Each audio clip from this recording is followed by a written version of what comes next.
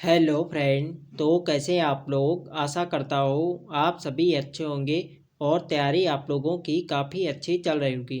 तो देखो, आज की क्लास करंट अफेयर्स की क्लास यहाँ पे रहेगी। आज की क्लास में आपको करंट अफेयर्स से संबंधित महत्वपूर्ण प्रश्न यहाँ पे देखने को मिलेंगे, जो आपकी आने वाली सभी भर्ती परीक्षाओं के लिए काफ़ी महत्वपूर्ण रहेगी। तो आज की क्लास काफ़ी महत्वपूर्ण क्लास होने वाली है, तो आप लोग क्लास को शुरू से अंत तक ज़रूर देखें। आपको आने वाले एग्जाम में काफ़ी हेल्प मिलेगी। तो चलिए आज की क्लास को शुरू करते हैं बिना किसी देरी के। फर्स्ट क्वेश्चन यहाँ पे देखेंगे, उत्तराखंड सरकार ने भू कानून के प्रस्ताव को कब मंजूरी दे दी है।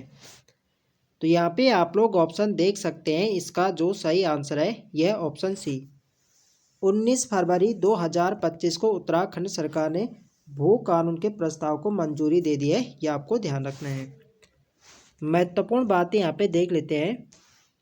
तो क्या है नया जो भू कानून है, इस नए कानून के तहत हरिद्वार और उधमसिंह नगर को छोड़कर बाकी 11 जिलों में बाहरी राज्यों के लोग कृषि और बागवानी के लिए ज़मीन नहीं खरीद सकेंगे। तो हरिद्वार और उधमसिंह नगर को छोड़कर जो 11 जनपद हैं, इन जनपदों में बाहरी राज्यों के जो लोग हैं यहाँ पे कृषि और बागवानी के लिए यहाँ पे ज़मीन नहीं खरीद सकते हैं। ये आपको ध्यान रखना है। अगला प्रश्न यहाँ पे देखेंगे, उत्तराखंड के किन व्यक्तियों को वर्ष 2025 में पद्म श्री पुरस्कार से सम्मानित किया गया। तो देखो, वर्ष 2025 में उत्तराखंड के 2 व्यक्तियों को पद्म श्री पुरस्कार से सम्मानित किया गया है, राधा बहन भट्ट व ह्यू व कॉलिन गैंडजन। तो इन 2 व्यक्तियों को वर्ष 2025 के लिए पद्मश्री अवार्ड से सम्मानित किया गया है। ये आपको ध्यान रखना है। और वर्ष 2024 में किसे किया गया था, तो वर्ष 2024 में डॉक्टर यशवंत सिंह कटोच को किया गया था। ये आपको ध्यान रखना है। हाल ही में जहाँ पे एसआई का एग्जाम हुआ था, उसमें पूछा गया कि वर्ष 2024 में उत्तराखंड के किस व्यक्ति को पद्मश्री पुरस्कार से सम्मानित किया गया था। तो ये किया गया था डॉक्टर यशवंत सिंह कटोच को। ये भी आपको ध्यान रखना है, हो सकता है 24 वाले में यहाँ पे पूछा जाए।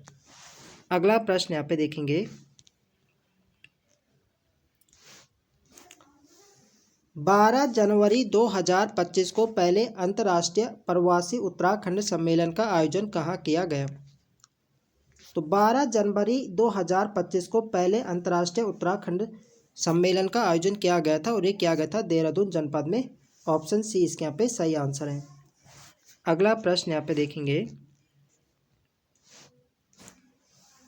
राज्य सरकार ने वन संरक्षण हेतु महाभारत वाटिका की स्थापना कहाँ की है। तो इसका जो सही आंसर है ये ऑप्शन है हल्द्वानी। हल्द्वानी में राज्य सरकार ने वन संरक्षण हेतु महाभारत वाटिका की स्थापना करी है। ये आपको ध्यान रखना है। ऑप्शन ए इसके यहाँ पे सही आंसर है। अगला प्रश्न यहाँ पे देखेंगे, मनरेगा के तहत 100 दिनों का रोजगार देने में किस जिले का प्रथम स्थान है। तो यहाँ पे आप लोग ऑप्शन देख सकते हैं। इसका जो सही आंसर है यह ऑप्शन से उत्तरकाशी। मनरेगा के तहत 100 दिनों का रोजगार देने में जो पहला स्थान प्राप्त किया है, ये क्या उत्तरकाशी जनपद ने। और अंतिम स्थान किसका रहा है, तो अंतिम स्थान है नैनीताल का, और पहला स्थान है उत्तरकाशी का। अगला प्रश्न यहाँ पे देखेंगे, उत्तराखंड के किस स्कूल को पर्यावरण शिक्षा के लिए विप्रो आर्थियन अवार्ड 2024 से सम्मानित किया गया। तो यहाँ पे आप लोग ऑप्शन देख सकते हैं। इसका जो सही आंसर है ये option C, Nanak Matta public school Nanak Matta Udham Singh Nagar को यहाँ पे पर्यावरण शिक्षा के लिए विप्रो आर्थियन अवार्ड 2024 से सम्मानित किया गया है। ये आपको ध्यान रखना है। अगला प्रश्न यहाँ पे देखेंगे,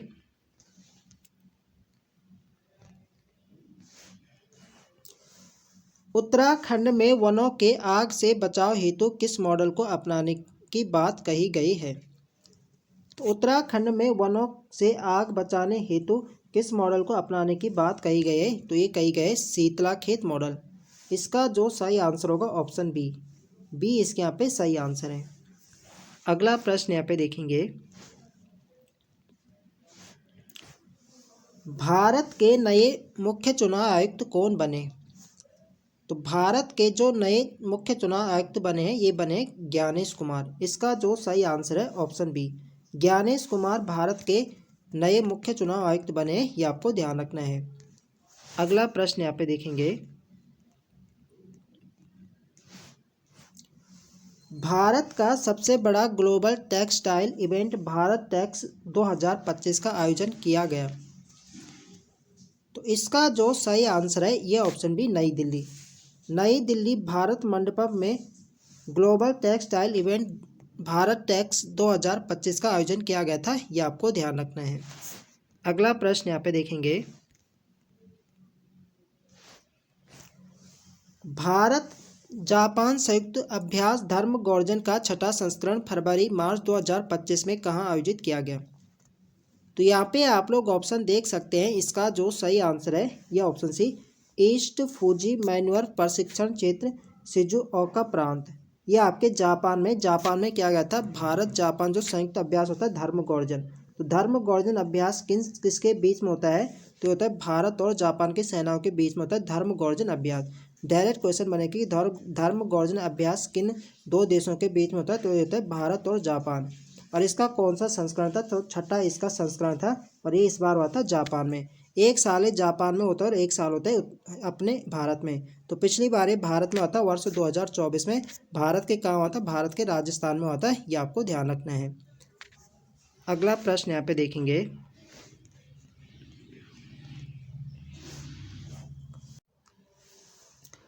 चंद्रयान थर्ड के रोवर प्रज्ञान से प्राप्त आंकड़ों का उपयोग करके चंद्रमा के किस क्षेत्र का पहला विस्तृत मानचित्र बनाया गया है। तो चंद्रयान 3 के रोवर प्रज्ञान से प्राप्त आंकड़ों का उपयोग करके चंद्रमा के किस क्षेत्र का पहला विस्तृत मानचित्र बनाया गया है, तो ये बनाया गया है दक्षिणी ध्रुव का, ऑप्शन बी इसके यहाँ पे सही आंसर है। तो महत्वपूर्ण बात यहाँ पे देख लेते हैं और इसे अच्छे से यहाँ पे समझ लेते हैं। तो ये जो मानचित्र है ये किन संस्थाओं द्वारा ये बनाया गया है, तो यहाँ पे आप लोग देख सकते हैं अहमदाबाद की फिजिकल रिसर्च लेबोरेटरी और चंडीगढ़ की पंजाब यूनिवर्सिटी और इसरो की इलेक्ट्रो ऑप्टिक्स प्रणाली प्रयोगशाला के रिसर्चर्स और ने रोवर प्रज्ञान से प्राप्त डेटा का उपयोग करके यह मैप तैयार किया है, यह आपको ध्यान रखना है। तो चंद्रयान से जुड़ी महत्वपूर्ण बातें यहाँ पे देख लेते हैं। तो चंद्रयान जो थर्ड कब लॉन्च हुआ था, ये हुआ था 14 जुलाई 2023। 14 जुलाई 2023 को ये लॉन्च किया गया था और इसने ये जो आपका है किस रॉकेट से लॉन्च किया गया था, तो ये लॉन्च किया गया था लॉन्च व्हीकल मार्क 3 LVM-3, इससे इसे लॉन्च किया गया था। और इसने कब यहाँ पे सॉफ्ट लैंडिंग करी थी चंद्रमा के साउथ पोल पर, तो ये करी थी 23 अगस्त की शाम को। तो 23 अगस्त को, ये आपको डेट ध्यान रखने, 23 अगस्त को चंद्रयान थर्ड ने सॉफ्ट लैंडिंग करी थी दक्षिणी ध्रुव पर, चंद्रमा के यानी साउथ पोल पर यहाँ पे सफलतापूर्वक यहाँ पे लैंड किया था। और ये आपके चंद्रमा पे कहाँ उतरा था, तो मैंने अभी आपको बताया कहाँ उतरा था, दक्षिणी ध्रुव पर। यहाँ पे क्या सॉफ्ट लैंडिंग करी थी। और रोवर का नाम क्या था, तो रोवर का नाम है प्रज्ञान और लैंडर का नाम क्या था, तो लैंडर का नाम था विक्रम, ये आपको ध्यान रखना है। तो ये सभी बातें आपको ध्यान रखनी, कब यहाँ पे लॉन्च हुआ था, कब यहाँ पे सॉफ्ट लैंडिंग हुई थी, किस व्हीकल से लॉन्च हुआ था, तो ये सभी महत्वपूर्ण बात आपको ध्यान रखनी है।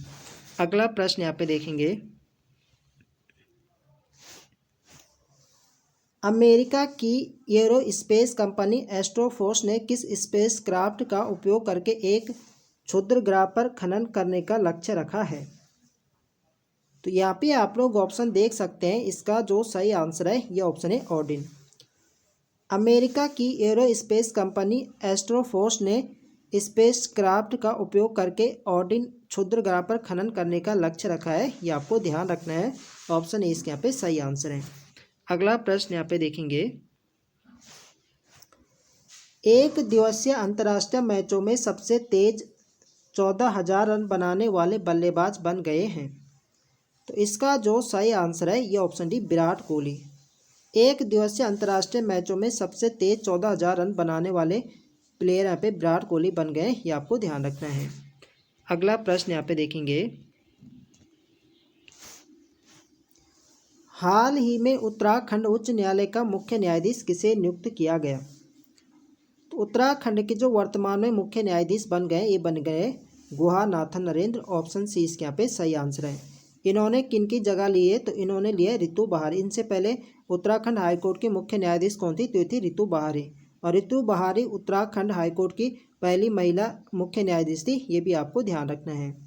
अगला प्रश्न यहाँ पे देखेंगे, निम्न में से कौन उत्तराखंड के नए नगर निगम बने। तो तो उत्तराखंड के जो नए नगर निगम बने ये बने अल्मोड़ा और पिथौरागढ़।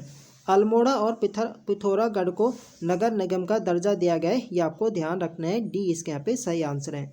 अब वर्तमान में उत्तराखंड में कितने नगर निगम हो गए? तो वर्तमान में जो इनकी संख्या हो गई ये हो गई 11। पहले 9 थे, अब वर्तमान में कितने हैं? 11 हैं। अगला प्रश्न यहाँ पे देखेंगे, आदि बद्री खेती और थापली गांव किस उद्देश्य से मॉडल विलेज बनाए जा रहे हैं? तो इसका जो सही आंसर है ये ऑप्शन बी, मशरूम उत्पादन। मशरूम उत्पादन के लिए आदि बद्री खेती और थापली गांव को यहाँ पे मॉडल विलेज बनाए जा रहे हैं, ये आपको ध्यान रखना है। अगला प्रश्न यहाँ पे देखेंगे,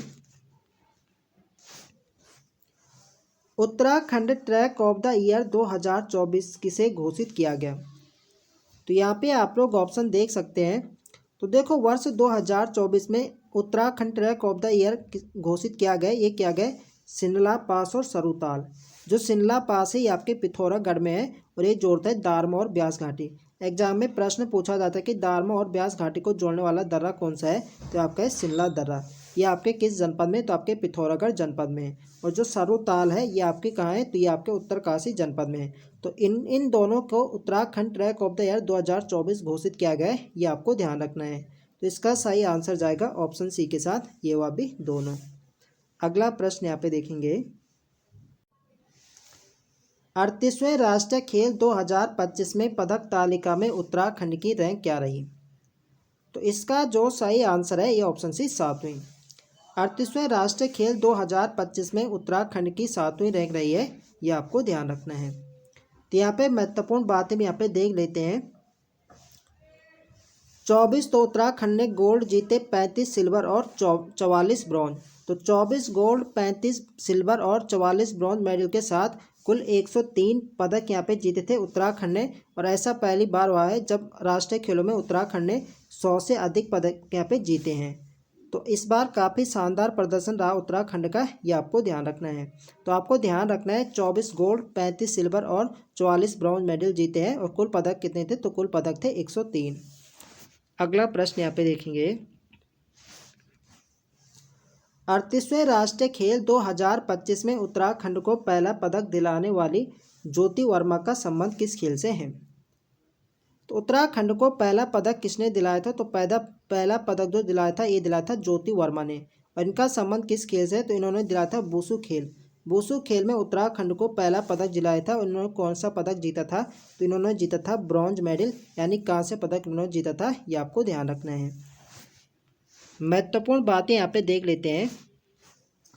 चीनी मार्शल आर्ट वुशु में उत्तराखंड पुलिस में तैनात बागेश्वर की बेटी ज्योति वर्मा ने उत्तराखंड की झोली में पहला ब्रॉन्ज मेडल डाला। तो देखो, जो वुशु क्या है? तो वुशु एक चीनी मार्शल आर्ट से यह खेल लिया गया है। और उत्तराखंड पुलिस में तैनात है ज्योति वर्मा। और इनका संबंध किस जनपद से? तो इनका संबंध है बागेश्वर से। और इन्होंने उत्तराखंड को पहला पदक दिलाया था। कौन सा दिलाया था? ये दिलाया था ब्रॉन्ज मेडल। और वहीं जो अचोम तपस है, इन्होंने वुशु खेल में ही गोल्ड मेडल दिलाया। तो उत्तराखंड को पहला गोल्ड किसने दिलाया था? तो उत्तराखंड को जो पहला गोल्ड दिलाया था ये दिलाया था अचोम तपस ने। क्वेश्चन यहाँ से पूछा जाए कि उत्तराखंड को पहला गोल्ड किसने दिलाया था? तो पहला गोल्ड दिलाया था अचोम तपस ने। ये किस जनपद के हैं? तो इनका संबंध देहरादून जनपद से। और इन्होंने किस खेल में दिलाया था? तो वुशु खेल में ही अचोम तपस ने उत्तराखंड को पहला गोल्ड दिलाया था, ये आपको ध्यान रखना है। अगला प्रश्न यहाँ पे देखेंगे, 38वें राष्ट्रीय खेल 2025 की पदक तालिका में शीर्ष स्थान पर कौन रहा? तो 38वें राष्ट्रीय खेल 2025 में पहली रैंक किसकी रही थी? तो पहली रैंक रही थी सर्विसेज टीम की। सर्विसेज या सेना की टीम है, इन्होंने पहला स्थान प्राप्त किया था, ये आपको ध्यान रखना है। महत्वपूर्ण बातें यहाँ पे देख लेते हैं।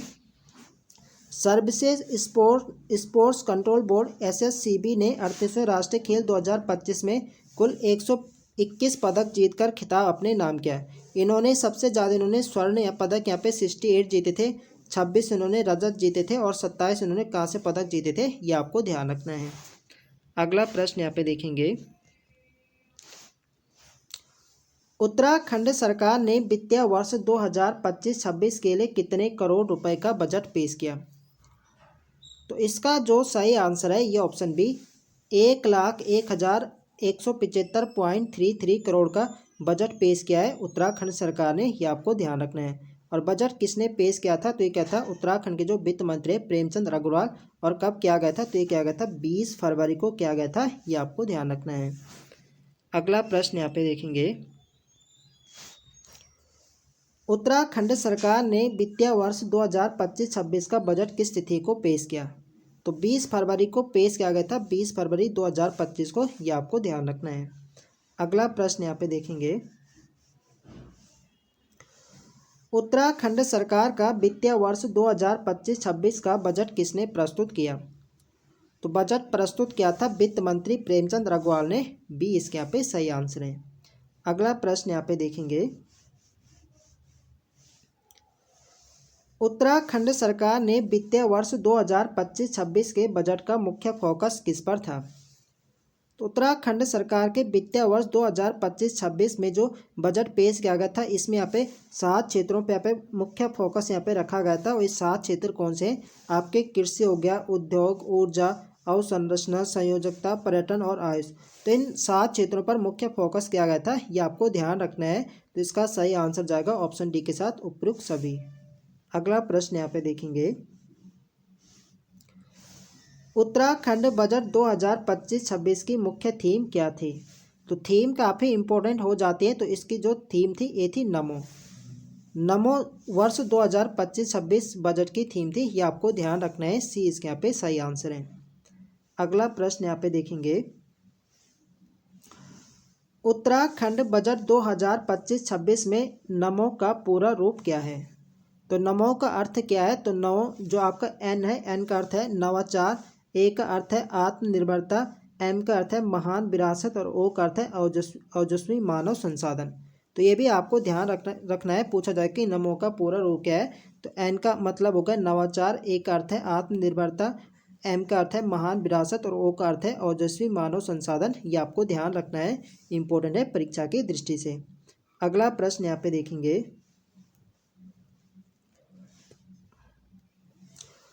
उत्तराखंड सरकार ने वर्ष 2025-26 के बजट में किन 7 मुख्य क्षेत्रों पर ध्यान दिया, तो मैंने अभी आपको यहाँ पे बताया था कि 7 मुख्य क्षेत्रों पर ध्यान दिया गया था। और ये जो 7 क्षेत्र हैं ये आपके हैं, कृषि हो गया, ऊर्जा हो गया, इंफ्रास्ट्रक्चर, कनेक्टिविटी, आयुष, कृषि और पर्यटन। तो इन 7 मुख्य क्षेत्रों पर ध्यान दिया गया था वर्ष 2025-26 के बजट में, ये आपको ध्यान रखना है। ऑप्शन ए इसके यहाँ पे सही आंसर है। अगला प्रश्न यहाँ पे देखेंगे, उत्तराखंड के वित्त वर्ष 2024-25 की तुलना में वित्त वर्ष 2025-26 के बजट में कितने % की वृद्धि रही, तो वित्त वर्ष 2024-25 की तुलना में वित्त वर्ष 2025-26 के बजट में कितने % की वृद्धि रही थी, तो इस बार जो वृद्धि यहाँ पे रही थी तो ये रही थी 13.4%। तो इसका जो सही आंसर जाएगा ये जाएगा बी के साथ, ये आपको ध्यान रखना है। अगला प्रश्न यहाँ पे देखेंगे, तो आज के लिए यहाँ पे इतने ही प्रश्न थे। तो आई होप आप सभी को वीडियो पसंद आए तो फ्रेंड्स वीडियो को लाइक करें, शेयर करें और जो लोग चैनल पर नए हैं चैनल को सब्सक्राइब करें। मिलते हैं नेक्स्ट वीडियो में, तब तक के लिए जय हिंद दोस्तों।